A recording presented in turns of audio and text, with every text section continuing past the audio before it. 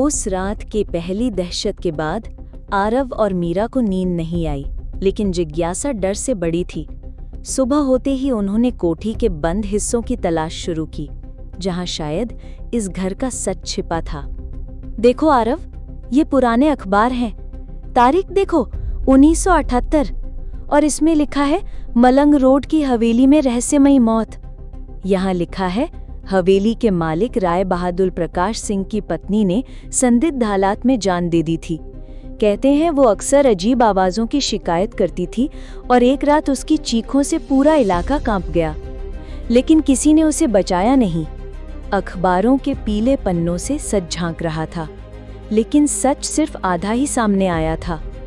किसने खटखटाया? बूढ़ा चौकीदार। तुम दोनों यहाँ क्या कर रहे हो? यहाँ से चले जाओ, ये जगह तुम्हारे जैसे लोगों के लिए नहीं है। बाबा, हमें सच जानना है। लोग कहते हैं यहाँ आत्माएं भटकती हैं। सच जानना आसान नहीं होता बेटे। ये हवेली खून से सींची गई है। जिसने भी इसकी तह में जाने की कोशिश की, उसने अपनी जान गंवाई। नरेटर। चौकीदार की आंखों में डर साफ था, लेकिन चेतावनी सुनकर भी आरव और मीरा पीछे हटने वालों में नहीं थे। बूढ़े चौकीदार की चेतावनी सुनने के बाद भी आरव और मीरा ने हवेली छोड़ने से इनकार कर दिया। जिज्ञासा और जिद अक्सर इंसान को मौत से भी टकरा देती है। दोनों ने ठान लिया कि आज रात वे इस हवेली में रुकेंगे। मीरा थोड़ी सी झुंझलाहट में बोली, आरव, मुझे अब सच में डर लग रहा है। दिन में ही इतनी अजीब चीजें देखी, पता नहीं रात में क्या होगा। आरव धीरे स्वर में हल्की मुस्कान के साथ बोला, डरना मत मीरा, हम दोनों साथ हैं, और अगर ये हवेली वाकई हॉन्टेड है तो दुनिया को सच दिखाना भी जरूरी है। डर और जिज्ञासा के बीच इंसान का दिल अक्सर किसी और तरफ भी खींचता है। रात गहराती जा रही थी और हवेली का सन्नाटा दोनों को एक दूसरे के और करीब ला रहा था। मीरा धीरे से बोली, कांपती आवाज में, आरव, अगर कुछ हो गया तो? अगर हम जिंदा बाहर ना निकले तो? आरव ने उसका हाथ पकड़ लिया। कुछ नहीं होगा, मैं हूं ना तुम्हारे साथ। डर का बोझ इंसान को नजदीक लाता है, और उस अंधेरे में जब हवेली की दीवारें उन्हें घूर रही थी, आरव और मीरा ने एक दूसरे की आंखों में शरण ढूंढी। सांसों की गर्मी हवेली की ठंडी हवा से लड़ रही थी, लेकिन हवेली ने मानो उनकी नजदीकियों को भांप लिया हो। खिड़की जोर से बंद हुई और कमरे में एक अजीब सी फुसफुसाहट गूंज उठी। मीरा सिहरते हुए बोली, तुमने सुना? किसी औरत की आवाज थी। आरव सांस रोककर बोला, हाँ, और वो कह रही थी, वादा पूरा करो। ये किसका वादा? अंधेरा ने अचानक दोनों को घेर लिया, और उसी अंधेरे में आरव को महसूस हुआ कि कोई औरत उनके बिल्कुल करीब है। ना दिखाई दी, ना उसका चेहरा, सिर्फ उसके गीले बालों की ठंडी गंध और सांसों की नमी आरव की गर्दन पर महसूस हुई। आरव डर और हैरत में फुसफुसाते हुए बोला, मीरा, तुम तो सामने हो, फिर ये कौन है?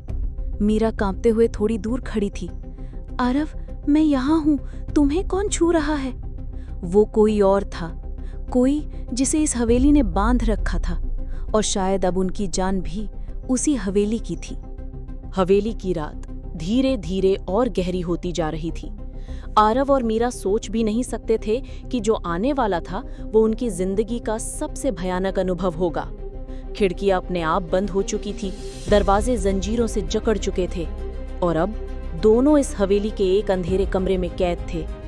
मीरा, ये दरवाजा बंद कैसे हो गया? तुमने अंदर से ताला लगाया क्या? नहीं नहीं, ये अपने आप बंद हो गया है। देखो, ये तो बाहर से लॉक हुआ है। कोई हमें बंद कर गया है मीरा।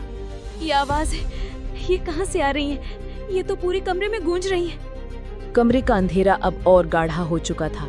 टॉर्च भी जाने क्यों बार बार झपक रही थी, और तभी दीवार के एक कोने से अजीब सी खुरचने की आवाज आने लगी। मीरा, देखो उधर, दीवार पर कोई निशान बन रहा है। सामने की दीवार पर नाखूनों से खींची गई लकीरें बन रही थी, जैसे कोई अदृश्य हाथ दीवार पर शब्द लिख रहा हो। आरव ने टॉर्च घुमाई और पढ़ा, ये लिखा है, मेरा वादा पूरा करो।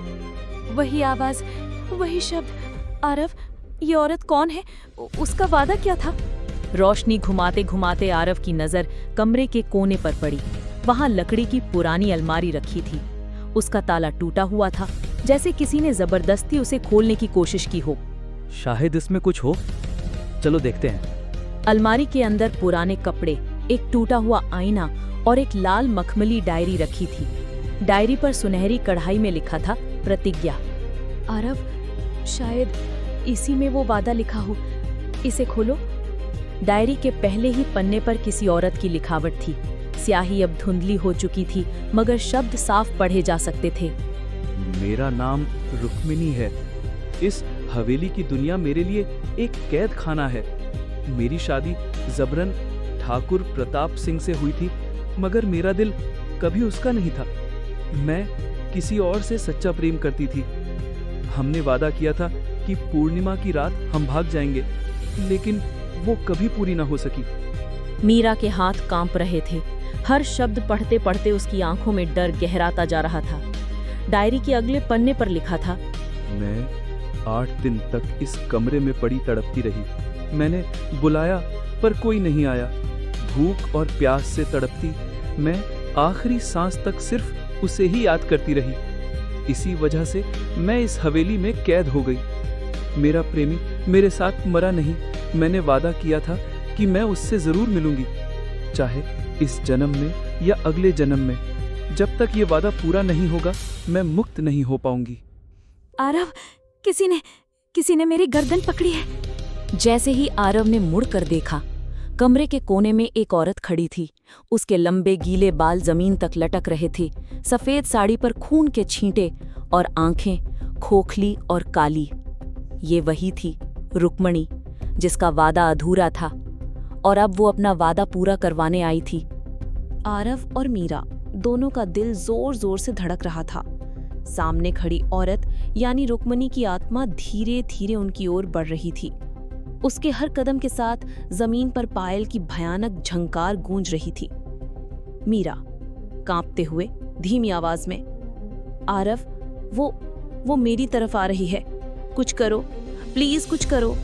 आरव ने गहरी सांस लेकर खुद को संभालते हुए कहा, मीरा शांत रहो। डर दिखाओगी तो ये औरत और ताकतवर हो जाएगी। आरव ने साहस जुटाकर डायरी अपने हाथों में कस ली। उसने सोचा, शायद यही इसका रहस्य खोलने की चाबी है। आरव ने जोर से रुक्मणी से कहा, तुम हमें क्यों परेशान कर रही हो? अगर तुम्हारा वादा अधूरा है तो हमें बताओ, हम तुम्हें मुक्ति दिलाने आए हैं। रुक्मणी की आंखें लाल चमक उठी। उसके होठों से एक धीमी मगर ठंडी आवाज निकली, वादा अधूरा है। वो मुझे लेने आया ही नहीं, वो मुझे धोखा दे गया। अब कोई और ये वादा पूरा करेगा। मीरा डरी हुई, हाँफते हुए, आरव, वो मेरी तरफ आ रही है। आरव के शरीर में अजीब सी कंपकपी दौड़ने लगी। उसकी आंखें उलट गईं, होंठ कांपने लगे और उसकी आवाज बदल गई। मीरा अब आत्मा के कब्जे में, भारी आवाज में, आरव, तुम ही हो मेरा वादा पूरा करने वाले। आरव हैरान और घबराए हुए, नहीं मीरा, ये तुम नहीं कह रही हो। रुक्मणी, मीरा को छोड़ दो। अगर तुम्हें कोई चाहिए तो मुझे ले लो। कमरे का वातावरण अब पूरी तरह बदल चुका था। दीवारों पर परछाइयां उभर आई थीं और ऐसा लग रहा था जैसे कई अदृश्य चेहरे उन्हें घूर रहे हों। रुक्मणी की आत्मा अब पूरी तरह मीरा पर हावी हो चुकी थी। मीरा भूतिया आवाज में, तुमने मुझे धोखा दिया था। अब मैं किसी और से अपना वादा पूरा करवाऊंगी। आरव समझ गया कि अगर उसने कुछ नहीं किया तो मीरा हमेशा के लिए रुक्मणी की गिरफ्त में चली जाएगी। उसने तुरंत डायरी पलटी और एक अजीब पन्ना देखा। उस पन्ने पर खून से लिखा था, जो भी मेरा वादा पूरा करेगा उसकी आत्मा मेरी आत्मा के साथ बंध जाएगी, हमेशा, हमेशा के लिए। आरव का गला सूख गया। अब उसे समझ आया कि रुक्मणी सिर्फ मुक्ति नहीं चाहती, वो एक नया साथी चाहती थी ताकि उसका अधूरा प्रेम अमर हो सके।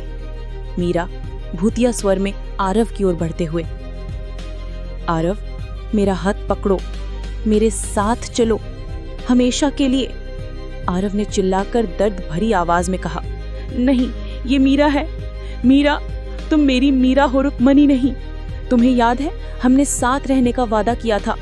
वो वादा असली है, तुम्हारा नहीं रुक्मणी। आरव की बातें सुनकर मीरा की आंखों से आंसू निकलने लगे। कुछ पलों के लिए उसका चेहरा बदल गया, जैसे मीरा और रुक्मणी के बीच जंग चल रही हो। मीरा कमजोर स्वर में, जैसे अंदर से बोल रही हो, आरव, मुझे बचाओ। आरव ने बिना सोचे समझे मीरा को कसकर पकड़ लिया। उसने डायरी उठाकर आग के पास फेंक दी। जैसे ही पन्ने जलने लगे, कमरे में और भी ज्यादा हलचल मच गई। हवा तूफान की तरह गूंजने लगी और रुक्मणी की आत्मा चीख उठी, नहीं, ये वादा अधूरा नहीं रह सकता। धीरे से, रहस्यमयी अंदाज में डायरी जल रही थी। मीरा कांप रही थी और आरव ने कसम खा ली थी कि वो किसी भी हाल में अपनी मीरा को बचाएगा। लेकिन उसे नहीं पता था कि असली खेल तो अब शुरू हुआ है। डायरी जल रही थी। हर पन्ने से जैसे किसी औरत की चीख निकल रही थी। रुक्मणी की आत्मा तड़प रही थी और मीरा के शरीर से निकलने की कोशिश कर रही थी। लेकिन जितना वो निकलती, उतनी ही हिंसक होती जा रही थी। मीरा दोहरी आवाज में, आधी मीरा और आधी आत्मा। आरव, मुझे छोड़ नहीं रही, मेरी सांसें रुक रही हैं। आरव गुस्से और डर के बीच, रुक्मणी, अगर तुझे मुक्ति चाहिए तो हमें छोड़ दे। मीरा का शरीर तेरा कैद खाना नहीं है।